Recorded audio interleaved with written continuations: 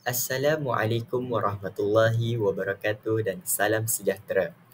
Saya Rifki bin Rosdi dari Option Sejarah SK ingin membentangkan tentang tajuk isu akidah dan akhlak Islamiah dalam masyarakat kini serta cadangan penyelesaian menurut perspektif Islam.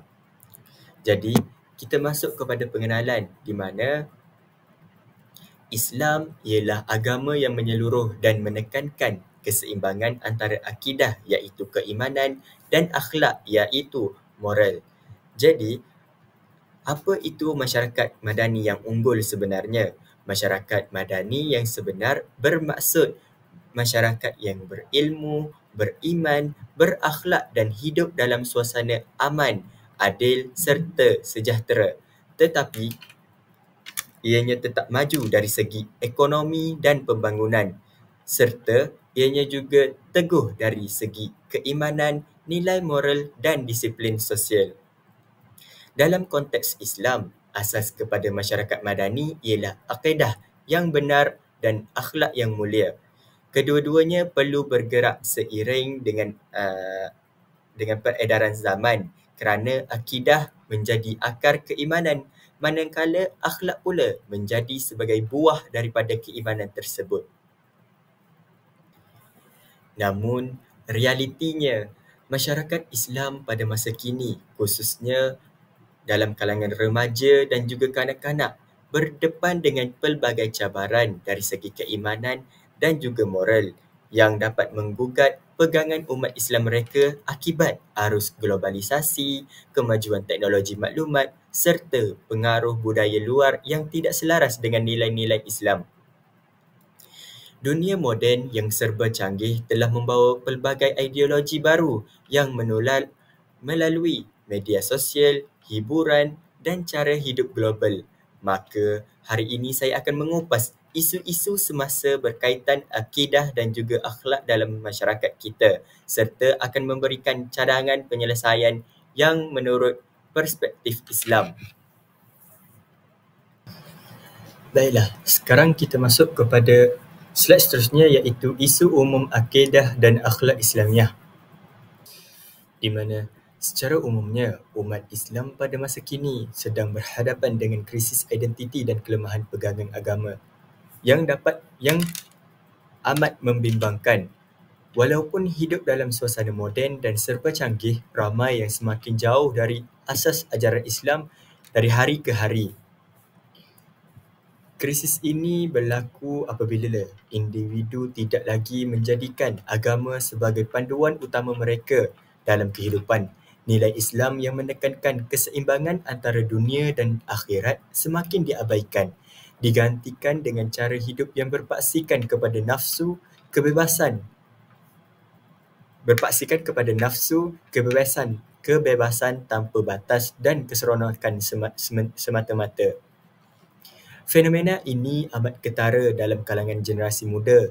Ramai remaja kini berdepan kekeliruan identiti mereka kerana mereka tidak pasti siapa diri mereka sebenarnya sebagai Muslim dalam dunia moden. Mereka lebih bangga meniru budaya luar dari menonjolkan jati diri Islam. Contohnya, dari cara berpakaian, pertuturan hingga kehiburan yang dinikmati, semuanya banyak dipengaruhi oleh budaya barat yang berteraskan sekularisme dan liberalisme. Ideologi ini mengagungkan kebebasan mutlak tanpa mengambil kira batas moral dan agama. Kesan daripada pengaruh ini, pegangan akidah menjadi longgar kepada sesetengah individu. Ramai yang mula berfikir bahawa semua agama sama, semua perbuatan boleh diterima asalkan tidak mengganggu orang lain. Padahal Islam sendiri telah menetapkan prinsip tauhid yang jelas yang mengatakan bahawa hanya Allah Subhanahu Wa Taala yang layak disembah dan segala perbuatan mesti berpaksikan pada syariatnya. Dalam masa yang sama, budaya hedonisme atau kehidupan yang hanya mengejar keseronokan dunia semakin berleluasa. Media sosial menjadi medium utama yang menormalisasikan gaya hidup ini. Ramai yang menghabiskan masa menonton hiburan kosong, mengejar likes dan followers serta memuja selebriti yang tidak membawa nilai Islam langsung. Apabila hal ini berlaku, akhlak masyarakat turut terhakis. Kita dapat lihat peningkatan kes-kes seperti buli cyber, pertuturan kasar, ketagihan gadget, penipuan, salah guna media sosial dan pergaulan bebas semakin berleluasa. Bahkan ada sesetengahnya juga mengaplikasikan kurang rasa hormat terhadap ibu bapa dan juga guru di sekolah. Bahkan perkara-perkara yang dahulu dianggap memalukan kini dilakukan secara terbuka tanpa rasa segan sekarang. Perubahan nilai ini amat membimbangkan kerana dalam Islam, akhlak ialah cerminan iman. Seseorang yang beriman akan menjaga pertuturan, pergaulan dan maruah diri. Rasulullah SAW bersabda, orang mukmin yang paling sempurna imannya ialah yang paling baik akhlaknya. Jadi ini bermakna apabila akhlak seseorang itu merosok, ia menandakan bahawa imannya telah lemah dalam hati. Oleh itu, kemerosotan akhlak bukan hanya masalah sosial, tetapi tanda krisis spiritual dan akidah yang lebih besar. Krisis ini turut memberi kesan kepada pembentukan masyarakat madani kerana masyarakat yang hilang adab, amanah dan nilai kemanusiaan tidak akan mampu mencapai kemajuan yang berkat.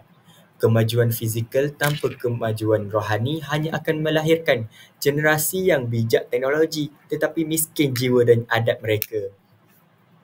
Firman Allah Subhanahu Wa Taala dalam surah Al-As ayat 1 hingga 3 bermaksud, demi masa, sesungguhnya manusia berada dalam kerugian kecuali orang-orang yang beriman, orang-orang yang beramal soleh dan berpesan-pesan kepada kebenaran dan juga berpesan-pesan kepada kesabaran. Jadi ayat ini menunjukkan bahawa keimanan dan amal soleh mesti seiring. Iman tanpa amal tidak bernilai, manakala amal tanpa iman tidak akan diberkati. Sama juga, kita boleh lihat daripada segi lemahnya peranan keluarga dan institusi masyarakat dalam mendidik nilai Islam.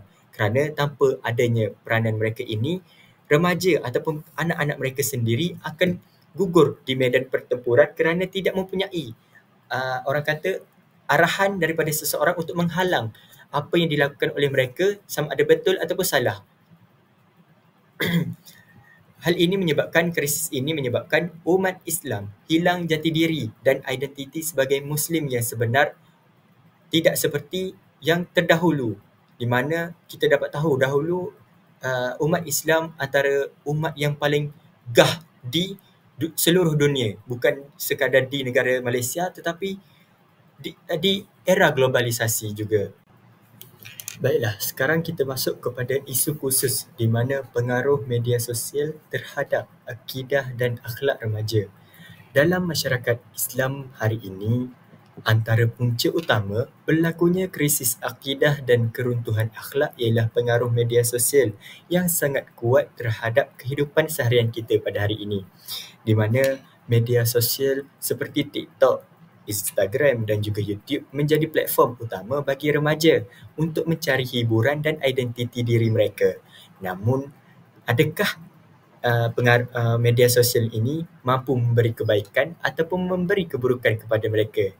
Jadi, kebanyakan kandungan yang tular di media sosial bersifat melalaikan dan tidak membawa nilai Islam, di mana video hiburan, cabaran tarian, gosip selebriti serta kandungan yang mempromosikan gaya hidup bebas semakin menjadi tontonan harian kepada kita. Fenomena ini menyebabkan ramai remaja lebih mengenali influencer dan selebriti daripada mengenali tokoh-tokoh Islam yang telah memperjuangkan nama-nama Islam ataupun sejarah perjuangan Rasulullah sallallahu alaihi wasallam. Jadi, apabila perkara ini berlaku ataupun berlarutan, nilai akidah dan akhlak semakin pudar kerana contoh teladan yang mereka ikuti bukan lagi berasaskan iman tetapi keseronokan dunia semata-mata. Firman Allah Subhanahu Wa Taala dalam surah Al-Mu'minun ayat ketiga, dan orang yang menjauhkan diri dari perbuatan dan perkataan yang sia-sia. Jadi Ayat ini menjelaskan bahawa seseorang mukmin sejati perlu menjauhkan diri daripada perkara yang melalaikan dan tidak memberi manfaat kepada iman. Namun, apa yang berlaku hari ini, ia terbalik ataupun sebaliknya kerana media sosial kerana media sosial menjadi perkara sia-sia itu sebagai budaya normal dan diterima oleh khalayak yang ramai. Selain itu, pendedahan berterusan terhadap budaya barat juga semakin menular dalam masyarakat Islam, di mana filem, muzik dan gaya hidup dari barat sering menonjolkan nilai kebebasan tanpa batas, pergaulan bebas dan pakaian yang tidak sopan. Akibatnya, rasa malu dalam diri yang merupakan perhiasan iman kita sebagai umat Islam semakin terhakis dari hari ke hari. Nabi Muhammad SAW bersabda, dia pernah mengatakan kalau kita tahu di mana malu itu sebahagian daripada iman. Tetapi pada hari ini, pada hari ini, perbuatan yang dahulu dianggap memalukan seperti berpakaian menjolok mata, berbicara kasar atau membuat kandungan tidak bermoral di dalam media sosial dilakukan secara terbuka tanpa rasa malu sekalipun. Jadi hilangnya rasa malu ini menandakan lemahnya pegangan akidah kerana seseorang yang benar-benar beriman pasti menjaga maruah diri dan agama mereka. Seterusnya, ramai yang terpengaruh dengan fahaman kebebasan mutlak dan hak individu yang disalah tafsir kerana ada yang berpendapat bahawa manusia bebas melakukan apa sahaja selagi tidak menyakiti orang lain. Termasuklah meninggalkan solat, membuka aurat atau bergaul bebas.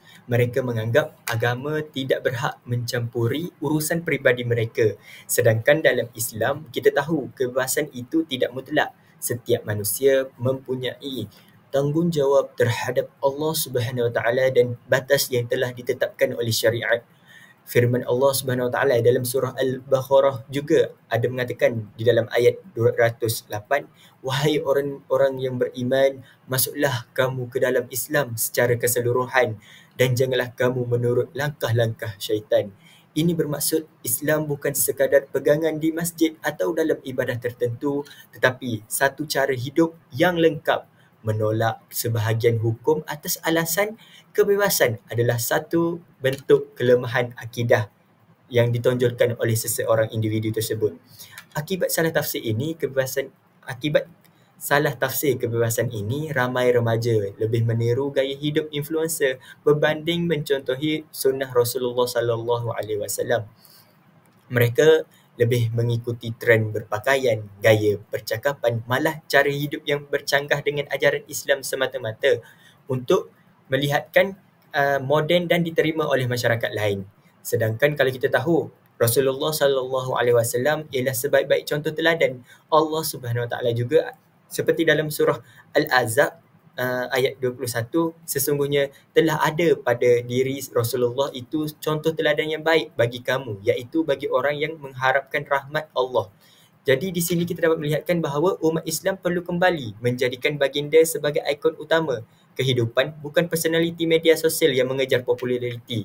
Jadi kita menekankan bahawa kita tengok pada umat-umat terdahulu di mana mereka sangatlah menekankan, mengidolakan Rasulullah SAW, di mana mereka melakukan sunnah-sunnah Rasulullah dan mereka mengagungkan nama Rasulullah SAW.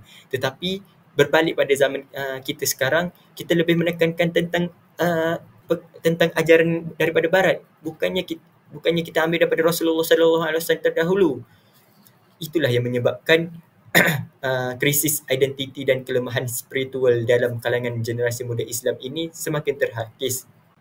Jadi di sini saya menunjukkan sedikit apa orang kata info tentang pengaruh media sosial, di mana ada yang mengatakan berdosa ke kalau tak follow fashion trend. Ianya tidak berdosa jika kita follow trend, tetapi kita kena ingat macam ni lah. Jika kita ingin follow sesuatu fashion itu, kita mesti berpegang balik kepada syariat Islam, di mana kita mestilah menutup aurat, tidak menjolok mata, pakaian tidak ketat. Sama juga dengan sisi gelap sosial media dan kesan kepada keluarga. Lihatlah di sini, di mana ada juga yang di sini kita dapat melihat kata-kata tidak perlu pada aurat, mendedah tubuh tanpa segan silu, walaupun tahu Islam memerintah menutup aurat. Jadi inilah contoh-contoh pengaruh media sosial yang boleh menghakiskan akidah dan juga akhlak remaja pada zaman kini. Jadi kita masuk kepada contoh penyelesaian menurut perspektif Islam pula.